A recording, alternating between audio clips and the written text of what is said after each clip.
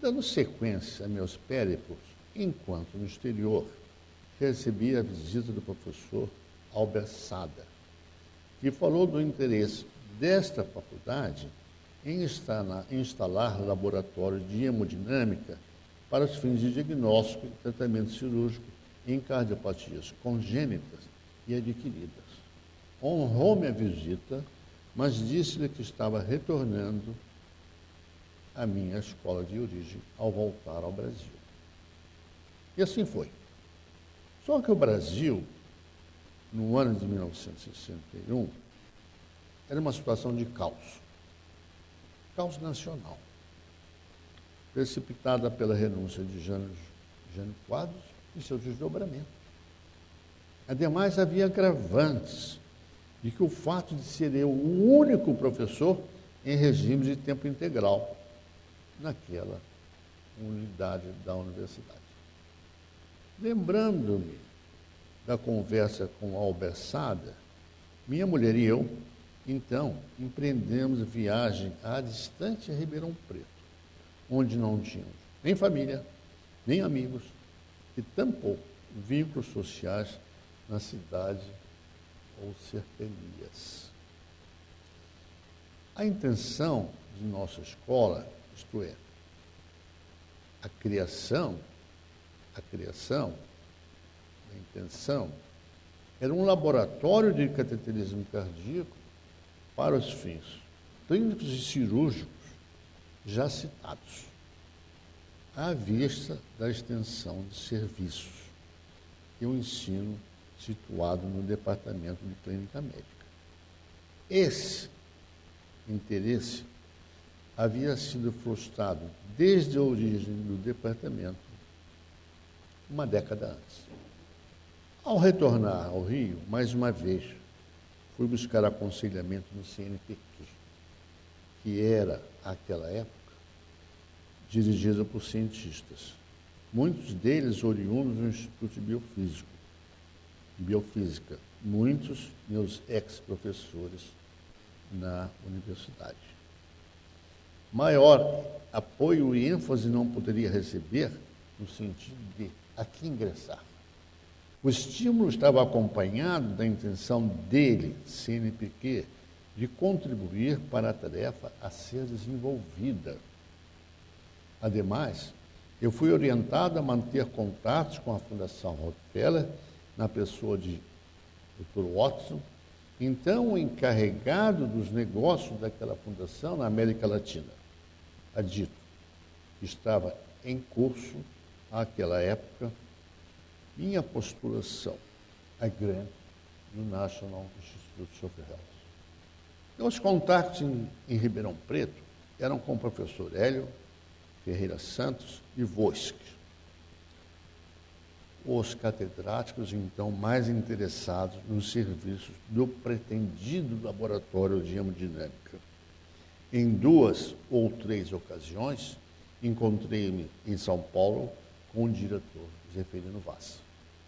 Para os fins de admissão à Universidade de São Paulo, fui entrevistado também em São Paulo pelo professor Alberto Carvalho da Silva.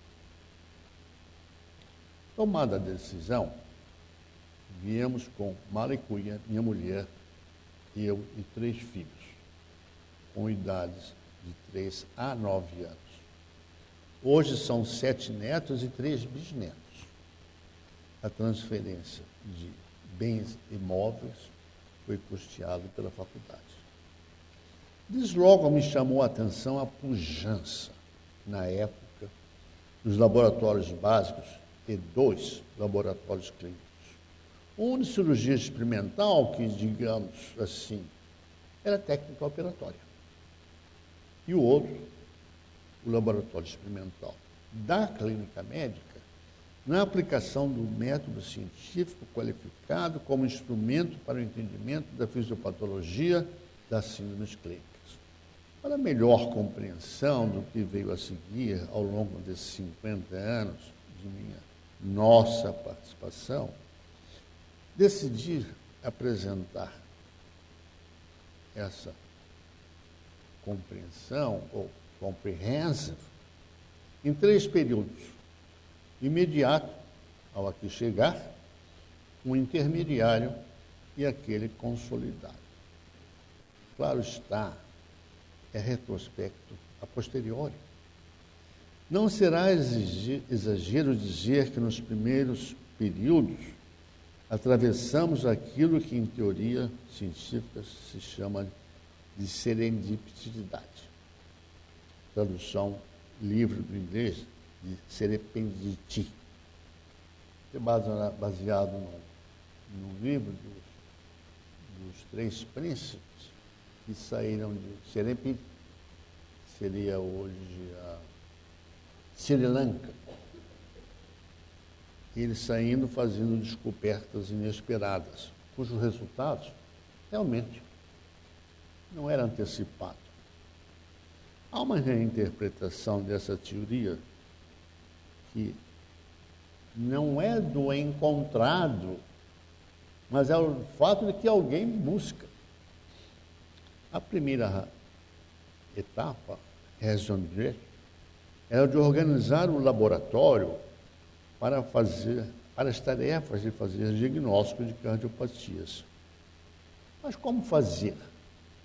Com o que fazer? Não tínhamos, em termos de meios e recursos instrumentais, nada tínhamos. Ademais de problemas endógenos, o laboratório era vontade interna, não materializada desde a criação dos departamentos clínicos. A nossa equipe contava com 3 pessoas. Eu, um destacado cistanista, José Carlos Manso, e a Elisa, auxiliar de enfermagem. Logo a equipe foi engrossada com a participação de alunos. Lourenço Galo Júnior, Tomás Calós, Marinho, docentes da cirurgia. O que tínhamos de recursos instrumentais? Nada.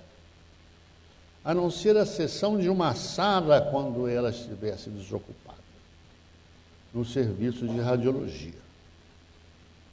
Internamente, que não estavam em uso, conseguimos um empréstimo de um aparelho manométrico de Fanuslike, um de Haldane, um eletrocardiógrafo Cambridge, ainda aquele de corda. Por empréstimo, cortesia das minhas ex-escolas, Faculdade Nacional de Medicina e Escola Paulista de Medicina, recebemos um oxímetro operando em um só comprimento de luz e pequenas peças instrumentais. O que fazer então no incipiente laboratório, além da obrigatoriedade de ministrar aulas de semiologia na Santa Casa de Misericórdia? Lançamos aquele exercício da serendipidade. Os métodos não exigiam grandes recursos instrumentais. Mas naquele período, posso citar, modificação da técnica de medição manométrica dos volumes de oxigênio do sangue no retrocitado aparelho de Fanuslike. Eu. Esterilização de cateteres cardíacos. Manso. Variação do nível 0 de referência no aparelho circulatório do cão. Galo. Estudo comparativo de diferentes métodos para visualização contrastada de circulação coronária no cão durante a injeção central de material radiopaco. Tomás Calós. Biópsia intracavitária do miocárdio. SADA. Inclui ainda da convivência no trabalho de Ricardo Ban de Oliveira, então bolsista da FAPESP. A fase intermediária, arbitrariamente adotada nesta exposição, corresponde à chegada dos equipamentos doados pela Fundação Rockefeller, pelo CNPq e pela FAPESP, e coincide com o uso efetivo do grant do National Institutes of Health. A partir daí, ampliamos o tempo dedicado ao diagnóstico das cardiopatias clínicas mas não deixamos de lado nossas investigações experimentais. O foco principal estava centrado na atuação de polipeptídeos vasoativos, incluindo a bradicinina e a eleidosina. Se antes nossos trabalhos eram trabalhos isolados, a partir de então contaram com a valiosa participação de Sérgio Ferreira, Sérgio Steiner Cardoso e Maurício Rocha Silva, todos da farmacologia. Delas, em parte, derivou-se a minha tese de doutorado. Também incluo a ação de drogas, o metalaminol, tiramina, angiotensina, sobre a circulação pulmonar de cães anestesiados, sobre a chamada matematização, foram favoráveis às nossas publicações completas no exterior e em congressos internacionais. Ainda que nunca tenha sido publicado, mas digno de registro, é o paciente trabalho de Vera Lúcia Lucato, no estudo da regulação autonômica do cão. Primeiro, em estudo de vigília, comparando as respostas sobre a ação de diferentes agentes anestésicos. Talvez o melhor, certamente, a mais longa e profícua atividade nossa é aquela centrada na cardiopatia chagásica crônica. Não há como não destacar a cooperação com os departamentos de patologia, microbiologia e cirurgia. Como referido acima, o grant do National Institute of Health tinha especificado título Regulation of Cardiac Output in Chronic Chagas Heart Disease. Naquela época, tínhamos o laboratório modernizado, a expertise para o uso pleno de instrumental de maior complexidade dos até então usados. Conforme relatei, no início sofremos dificuldades por quase absoluta carência de equipamento. Mas então, de novo, tivemos dificuldades.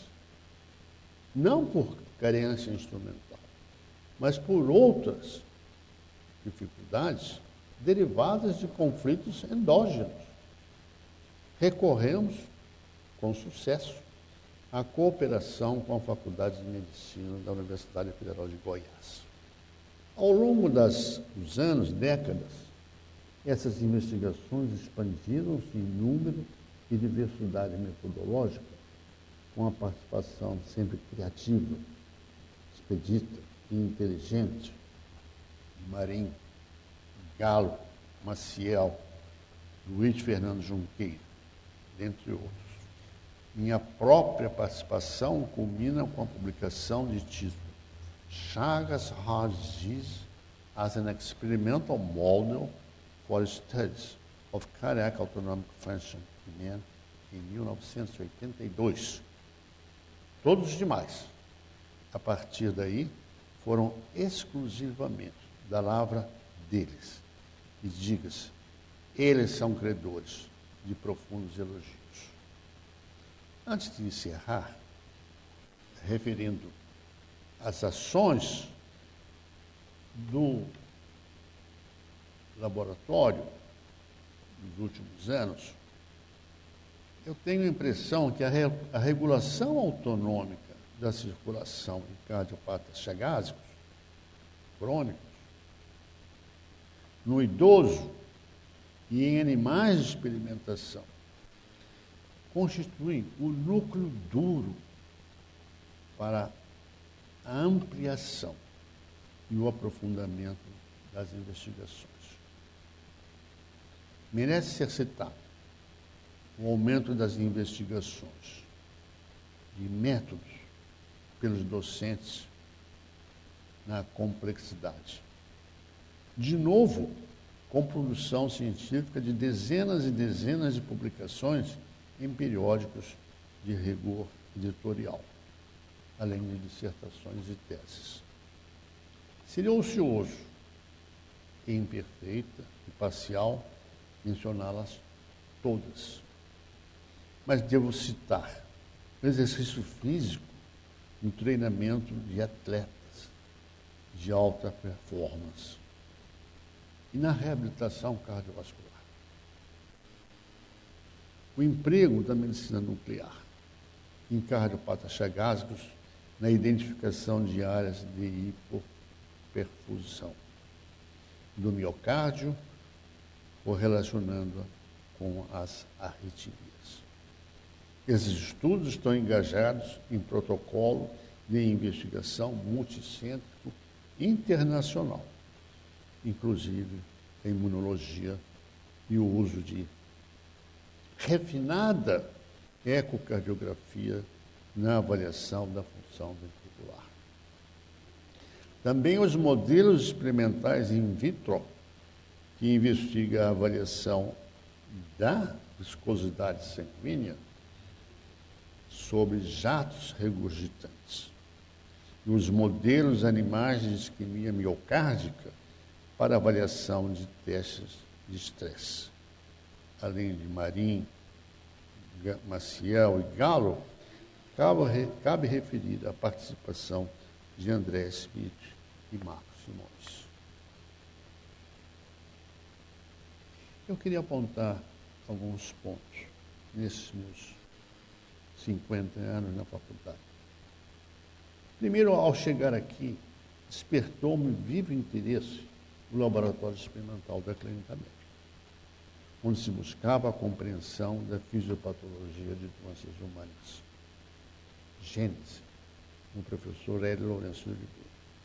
Segundo, aquele laboratório, cerca de 20 anos depois, aproximadamente 1972, seria o locus escolhido no financiamento pela FINEP do projeto de Formação de Recursos Humanos, atrelado à área de concentração clínica médica, por ter aquele projeto os ingredientes do estudo e da pesquisa multi